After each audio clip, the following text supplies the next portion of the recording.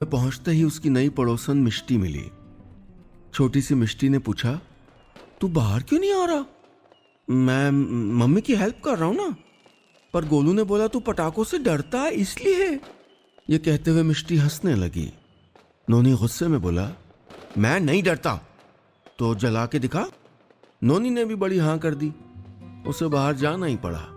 मिष्टी ने उसके हाथ में फुलझड़ी पकड़ाई और बोली, पटाखा वहां रखा है, जा। उसे पटाखे के पास पहुंचना ही नहीं था। वो इतना धीरे चल रहा था कि पटाखे के पास पहुंचने से पहले उसकी फुलझड़ी बुझ गई। ये देख के सब बच्चे उस पर हंसने लगे। वो रोते हुए घर की तरफ दौड़ पड़ा। वहां पूजा शुरू हो गई थी। नोनी आंसू पोंछकर चुपचाप पूजा में बैठ गया। पूजा खत्म होने के बाद वो मम्मी के पास गया और बोला, मम्मी व्हाइट चिक्की नहीं मिल रही, ये सारी तो ब्राउन है। ओहो सॉरी बेटा, मैंने सारी चिक्की गुड़ में बना दी। तुम्हें शक्कर वाली पसंद है? कल पक्का बनाऊंगी, ओके। तभी एक पड़ोस के अंकल उनके पास आए और नोनी का गाल खींचते हुए बोले, हैप्पी दिवाली बेटा। वो गुस्से में अंकल का हाथ हटा के बोला, हैप्पी नहीं है दिवाली। नोनी अकेला सीढ़ियों के नीचे उदास बैठा था। उसके पास मिष्टी आई और उसे देखकर नोनी ने हाथों से अपना मुंह छिपा लिया। बोला, तुम जाओ यहां से। उसने हाथ हटाकर देखा, मिष्टी अब भी वहीं खड़ी थी, लेकिन उसके हाथ में व्हाइट वाली मुरमुरे की चिक्की थी। नोनी मुस्कुरा दिया। मिष्टी ने वो चिक्की नोनी को दी और बोली, तू भागा क्यों? नोनी उदास होकर बोला, सब हंस रहे थे, वापस जलाएगा? अरे कुछ नहीं होता, थोड़ा जल्दी चलना होता है बस, चल। मिष्टी के ये कहते ही नोनी उसके साथ बाहर चला गया। फिर से नोनी के हाथ में फुलझड़ी थी और सामने पटाखा। वो इस बार थोड़ा जल्दी आगे गया और पटाखा जला दिया। उसकी धड़ुम आवाज से इस बार वो डरा नहीं बल्कि मुस्कुरा दिया। मिष्टी बोली, हैप्पी दिवाली नोनी। बस इतनी सी थी ये नन्ही कहानी। अगले सेगमेंट में आइए सुनते हैं कि मेरी मंडली की सदस्य एकता नाहर ने इसी वाक्य से शुरू करके कैसे लिखी है एक नन्ही कहानी, एक रात रोशनी वाली। दिवाली की रात थी। छत की मुंडेर पर 8 दिए जल चुके थे। बचे हुए दियों के साथ थाली मानो पूर्णिमा के 4 रोज बाद वाले चांद की तरह लग रही थी। बाकी दिए नीचे के दोनों फ्लोर पर रखने थे। नीचे आकर जूली आंटी ने चारों तरफ नजर दौड़ाई तो देखा कि जिन कमरों से रात रात तक शोर सुनाई देता था, आज उनसे ताले झांक रहे थे। 8 साल हो गए थे जूली आंटी को हॉस्टल में। परिवार था नहीं तो अब यह हॉस्टल ही उनका घर था।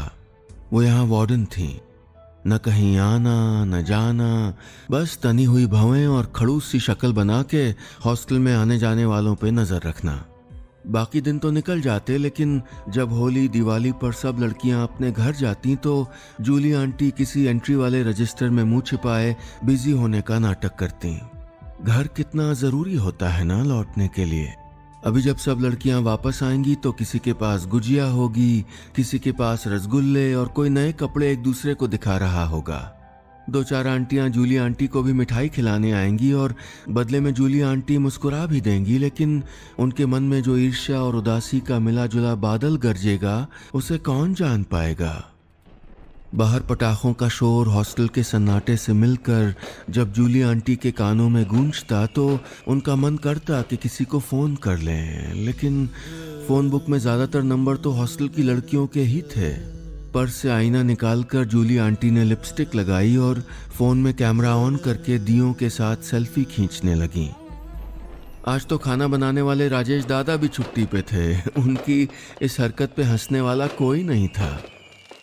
पटाखों का शोर बढ़ा तो वो बाहर आकर दरवाजे से टिक कर देखने लगी।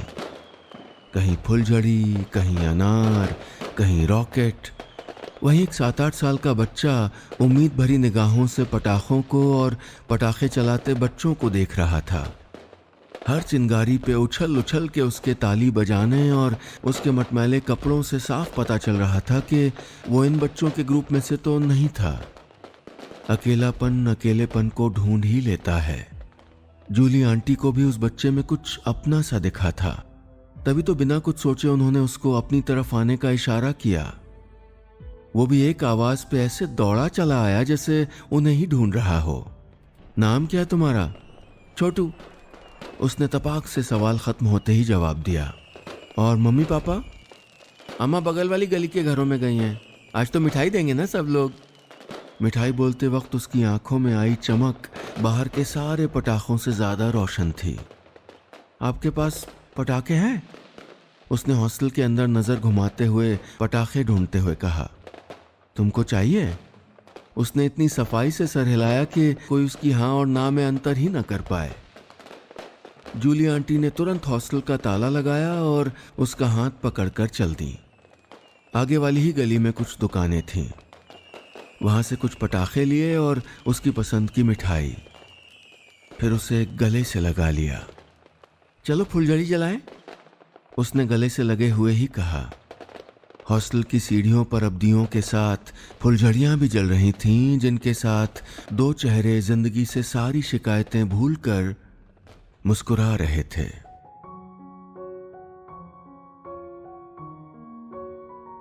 बस इतनी सी थी ये नन्ही कहानी। अगले सेगमेंट में आइए सुनते हैं कि मेरी मंडली की सदस्य दीक्षा चौधरी ने किस तरह इसी वाक्य से शुरू करके लिखी है एक नन्ही कहानी, एक रात रोशनी वाली। दिवाली की रात थी। छत की मुंडेर पर 8 दिए जल चुके थे। मैं नवा दिया जलाता इससे पहले ही मेरी नजरें आंगन में कुर्सी पर बैठे पापा पर चली गईं। माँ रसोई में हलवा बना रही थीं। घर में इतनी चुप्पी दिवाली के दिन तो दूर किसी और दिन भी नहीं होती थी। मैं जानता था माँ पापा उदास थे आज। मैं छत से आंगन में बैठे पापा को देखने लगा। चेहरे पर हल्की झुर्रियां, सफेद बाल, घुटनों का दर्द, दिनों दिन कमजोर होती याददाश्त। कितने बूढ़े हो गए थे ना पापा, लेकिन इतने सालों में उनका स्वभाव जरा भी नहीं बदला था। शिकायत करना, फैसले थोपना न उन्हें तब आता था न अब। बचपन में मैं हर इतवार दादा दादी के गांव जाने की जिद किया करता था। पापा चलो ना, वहां तालाब में मछलियां मेरा वेट कर रही होंगी।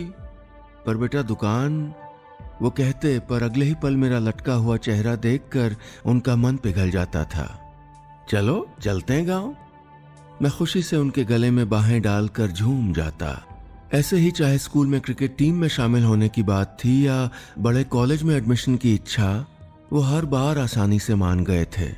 अब मुझे एक बड़ी कंपनी में नौकरी मिली थी। पुरानी नौकरी छोड़कर कल सुबह ही मुंबई के लिए निकलना था। पोस्ट अच्छी थी, सैलरी भी। मैं आता जाता रहूंगा पापा। सुबह मैंने उनका उतरा हुआ चेहरा देखकर कहा तो वो अपनी आंखों के भीगे किनारे छुपा गए थे। रोका इस बार भी नहीं था, न वो कहा जो उनके मन में था।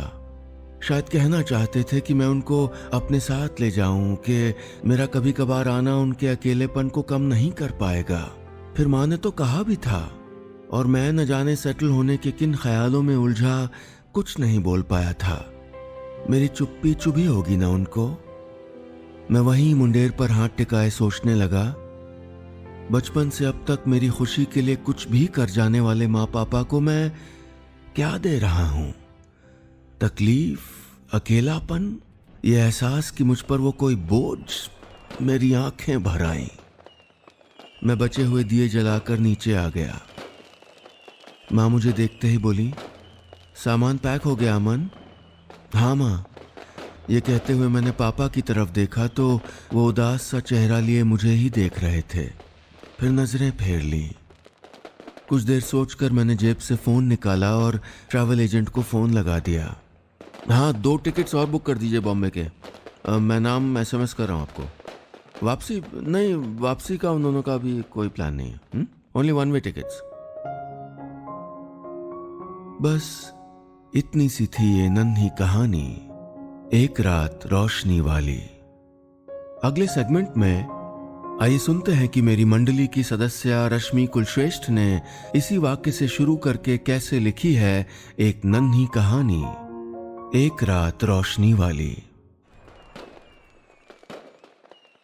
दिवाली की रात थी। छत की मुंडेर पे 8 दिए जल चुके थे। और 9वें नंबर पे लुपलुपाते हुए जल रहा था बिज्जू का दिल। बिज्जू यानी ब्रजेश, जो ये गुलाबी घर की ऊपर वाली छत पे दिए जला रहा था, वही। घुटा हुआ बरमूडा और 8-10 छेद वाली बनियाइन पहने, बालों में इतना तेल कि निचोड़ के 4 ठो दिए और जल जाएं। वो सारे दिए लाइन से लगा ही रहा था कि सामने निगाह पड़ी। ये कुटिला काहे नजर आ गई? देखो कैसे दांत निपोर के देख रही हैं। बड़ी खुश हो रही होंगी कि हमारी दिवाली काली कर दी, छुट्टी नहीं दी। भगवान ऐसी बॉस किसी को ना दे, है नहीं तो। कहते हुए बिज्जू ने ऐसे नजर घुमाई जैसे कोई बुरी बला दिख गई हो। ये थी बिज्जू की बॉस मैडम लीना, सामने ही रहती थी। गजब खूबसूरत, सन जैसे बाल, चक्री जैसी आंखें और लिल्ली घोड़ी जैसी चाल। नौकरी के पहले दिन फाइल के साथ बिज्जू उनको अपना दिल भी दे आया। दफ्तर में ओवर टाइम ऐसे होता जैसे ओवर ईटिंग। 16 दफा केबिन में झांकना नियम हो गया। किसी रोज 16 से 15 हो जाए तो गैस बनने लगती थी। लेकिन जिस रोज काम में गलतियां निकाल निकाल के लीना ने उसको हड़काया था ना, बस वहीं से उसने अपने मन के ब्रेक दबा दिए। आंखों पे काली पन्नी चढ़ाई और उसके घर की ओर खुलती खिड़की पे कागज चिपका दिए। आज वहीं चिपकी पिछली दिवाली के तमाम फोटो देख रहा था वो। घर पे कितने पटाखे जलाए थे और फिर पिताजी ने लप्पड़ बजाए थे। मोहल्ले की लड़कियां कैसे खी खी करके हंसी थीं। 12 गुलाब जामुन उड़ाए, फिर बार बार गुसल खाने की परेड लगती रही। और वो शर्माइन भाभी कितना छेड़ी थी हमको। बिज्जू के मन में बाइस्कोप चल रहा था। इस बार भी वो अपने घर पे होता अगर छुट्टी मंजूर हुई होती। एप्लीकेशन रिजेक्ट करते हुए कैसे लीना ने कहा था, 3 छुट्टी दिवाली के पहले, 3 छुट्टी बाद। अरे एप्लीकेशन है कि डॉक्टर का पर्चा? वो पियून भी फी फी हंस पड़ा था। और कल उसी पियून ने 1100 का लिफाफा और सोन पापड़ी देते टाइम कहा था, अब की बार छुट्टी पे नहीं गए। बिज्जू का तो खून बलबलाया था। दौड़ के लीना के केबिन में गया और दरवाजा खोल के बोला, हैप्पी दिवाली मैडम। और उसने मुस्कुरा कर कहा, परसों ऑफिस आ जाना। तब से बिज्जू का दिल कर रहा था कि उसके घर सुतली बम फेंक दे, रॉकेट में चूहा बांध के उसकी ओर उड़ा दे, सांप वाली गोलियों का पहाड़ बना के उसके दरवाजे पर जला दे। 8 बजे पूजा का मुहूर्त था। मोबाइल में लक्ष्मी जी का फोटो लगा के उसको चौकी पे रखा था। सामने मिठाई फूल रखे थे और बिज्जू आंखें मूंदे चालीसा खिचड़ी गा रहा था। 2 लाइन लक्ष्मी जी, 2 गणेश जी, 2 भैरव बाबा, जो जहां से याद आती गाने लगता। पूजा पूरी होते ही दरवाजे पे आवाज आई, ब्रजेश। लीना मैम खड़ी थी, नहीं लीना खड़ी थी, बड़ा सा थैला कंधे पे लटकाए और हाथ में मिठाई लिए। जी जी जी मैडम। बिज्जू लपक के पहुंचा। लीना ने मिठाई का डिब्बा थमाते हुए पूछा, बोर हो रहे होगे ना? बिज्जू ने गर्दन घंटी की तरह हिला दी। डोंट वरी, मैं बोरियत दूर करने आई हूँ, लीना ने कहा तो उसके मन में गुलाब से लेके गोभी तक भिन्न भिन्न प्रकार के फूल खिल गए। So kind, so kind. अच्छा, कैसे दूर करेंगे हमारी बोरियत? बिज्जू के पूछने की देरी भर थी। लीना ने फौरन बैग कंधे से उतारा और उसमें से लाल रंग की 5 मोटी मोटी फाइल निकाल के बिज्जू को थमा दी। बोली, ये तुम्हारा पेंडिंग काम है, इसे पूरा करो विदाउट मिस्टेक, वरना होली भी यही मनेगी। बस इतनी सी थी ये नन्ही कहानी।